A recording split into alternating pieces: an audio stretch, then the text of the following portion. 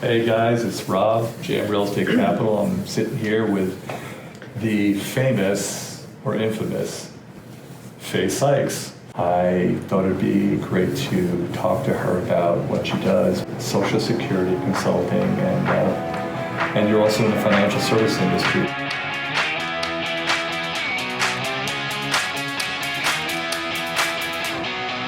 Two businesses. So Social Security Benefit Planners is a business that came up with about 5 years ago, where we do flat fee Social Security retirement income planning.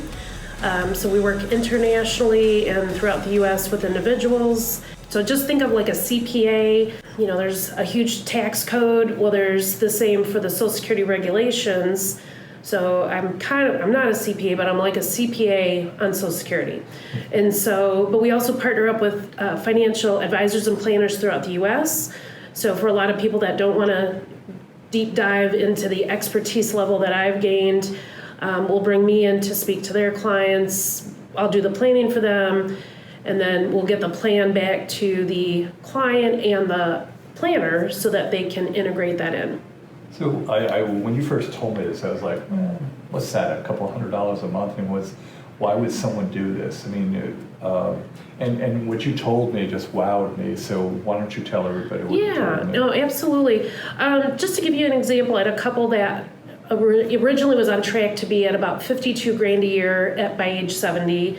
With proper planning, they're going to get $78,000 a year at the same exact age. $78,000 a year. So versus 52. So they by talking to you, by paying for your plan, they gain $26,000 per year. Wow. So if people have longevity, it can be running into the 200, 800,000 plus, for a couple. Now, an individual, you kind of cut that in half. But typically for people that make under $75,000 a year, it can be an additional 8 to 15,000 more per year. For individuals that make over $75,000 a year, it can be like 15, 30,000 more per year. So it's pretty significant. And this is just from proper Social Security planning. Everybody talks about their Social Security going broke. So there's a couple components. First of all, the FICA, that little line on your paycheck, or if you're a small business owner, you have to pay both sides, but it's it's doubled up. But if you are a W-2 employee, you pay half and the employer pays half. But basically, if anybody knows what an annuity is, Social Security is basically just a big government annuity. A pension is a work one, and you can have your own personal one. But over the years, so it's a little under 15% of your pay, of your gross pay, goes into Social Security on an annual basis. And this is a retirement, disability, and life insurance program that basically was started after the Great Depression. It was like a safety net. So the average person relies on this for 40 to 60% of the retirement income. About 10% of Americans sadly rely on it for 90 to 100%. And the average payout's about $13.70 a month, which isn't going to take anybody very far. But so you pay into the system over the years through your working years.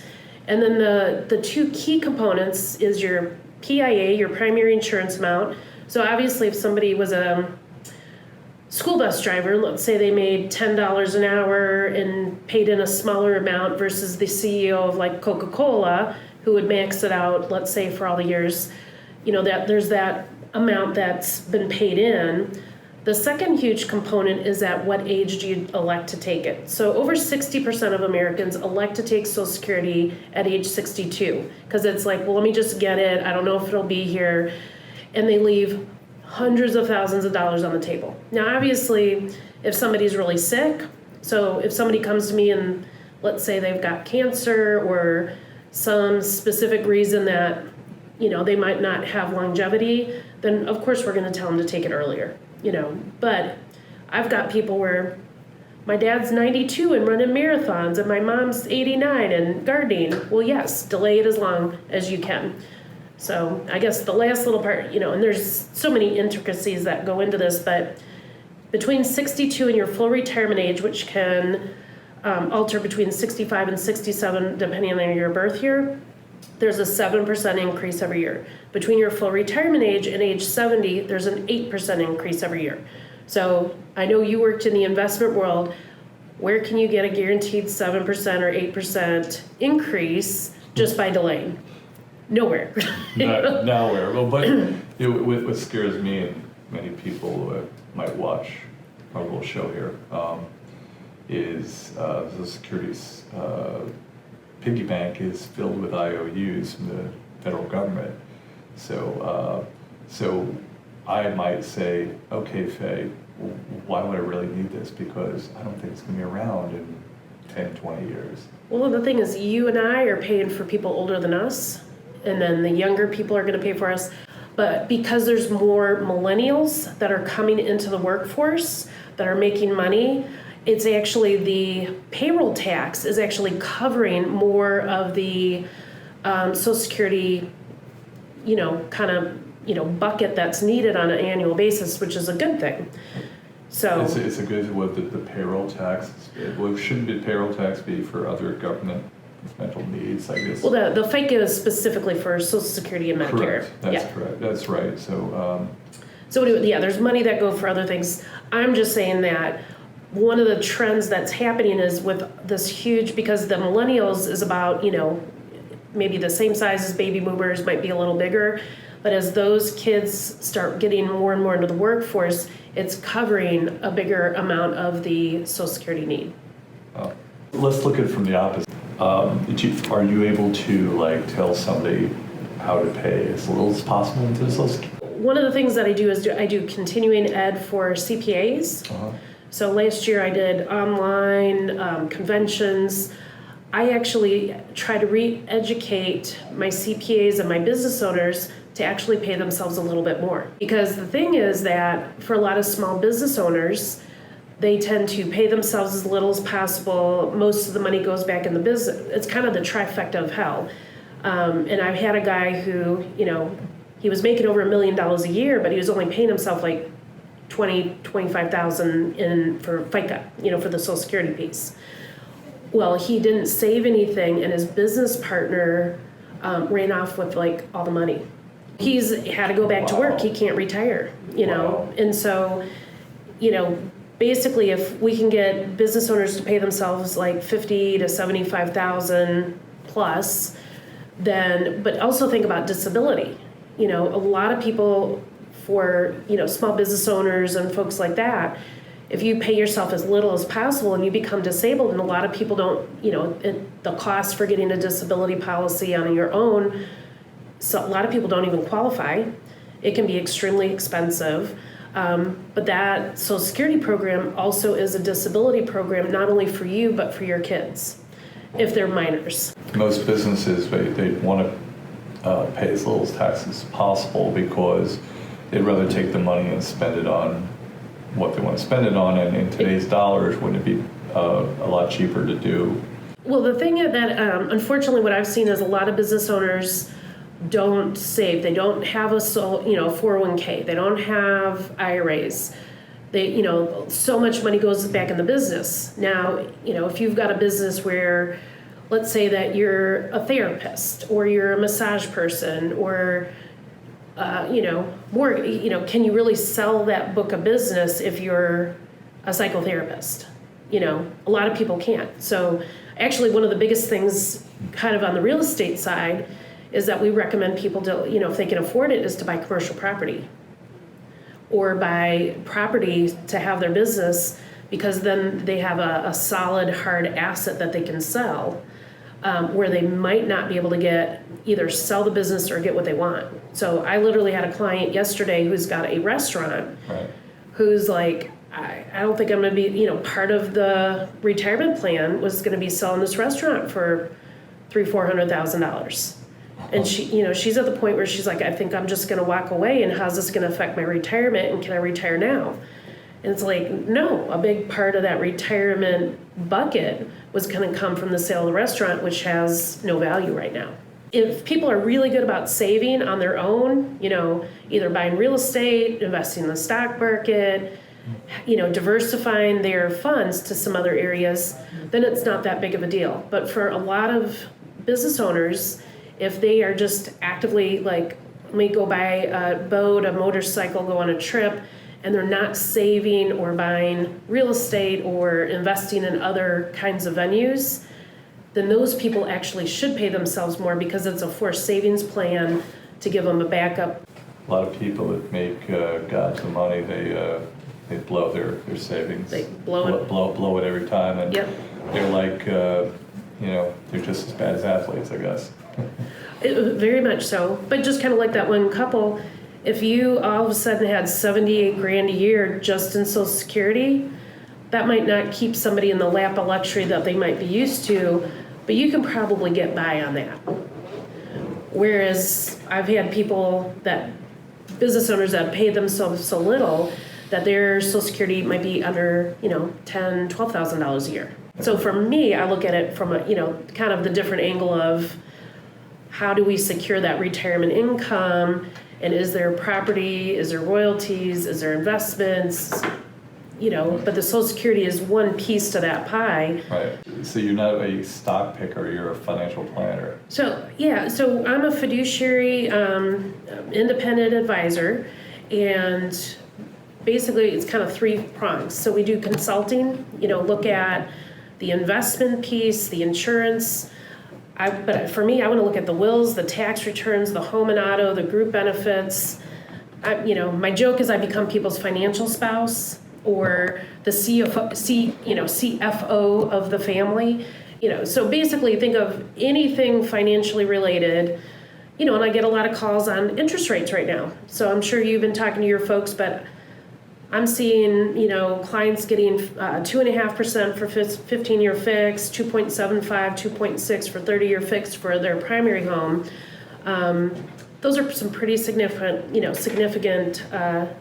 inexpensive rates that I don't think we'll ever see again. I mean, I don't know. Probably not. Yeah, I actually gave somebody 2.25 on a 30-year fixed. Wow. Yeah, I just ran into somebody that still had a 6.25. Oh, crazy. Interest rate. Give me a call. I'll take care of it. Absolutely. So, share another money saving tip. Social Security is actually a big game for you. Yeah, huge game. The whole ad, you've always heard pay yourself first. But one of my biggest things is, when people get a raise or you've paid off a bill and you've got found money, in any case when people have debt, take, so it's kind of, let's say it's $300. Take $150 towards the debt, $150 to savings, so that you can kind of equally have, stuff paid off while also having money go up. But I think, really working with somebody in general, that's kind of one little tip, but it's kind of spread it out. A lot of people just want to throw 100% of money just to debt, but I'm always like, if you don't have any emergency savings, right, and you have an issue, what happens? You have to go back to debt again. It's funny, people actually want to pay down their mortgage faster than their credit cards, and it's crazy in twofold. I mean, if you're getting even 3%, you're paying 3% of your mortgage, okay, it's a tax write-off. If you're paying 18% of your credit card, why wouldn't you pay your credit card faster than you pay your mortgage? What I'll say is, I think the whole reason I got into Social Security was a specific story. I had a widower that was referred to me, and husband had taken Social Security early. She was more of that at-home mom for most of her adult life, raising the children. But he elected to take it early, which was a 25-30% permanent reduction in benefits, not only for him and for her. He had taken his pension only on his own life. He didn't have really a lot of other basically no retirement savings, and he died 8 months later. So this poor woman went from $6,500, $6,700 a month of cash flow to zero. It was about $1,480 a month.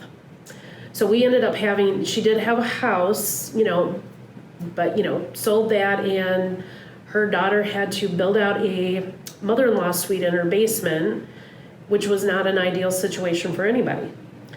And unfortunately, especially with those couples where you've got somebody, man or woman, that's been at home raising children, and that Social Security piece, for a lot more folks rely on that Social Security piece than people actually realize. They think, I'm not going to count on it, it's not going to be there. But when you actually hit retirement, it ends up being a bigger part of the chunk than people realize. We do assets under management based on a fee base with TD Ameritrade on the institutional side, and then we can do life insurance, disability, long-term care. I'm also a CLTC. CLTC was that? Certified long-term care specialist. You're a jack of all trades. And NSSA, National Social Security Advisor designated. And then, of course, we can do like annuities and things of that nature. And I just wish, I think statistically only about 30 or 40% of Americans actually work with a financial advisor. Right.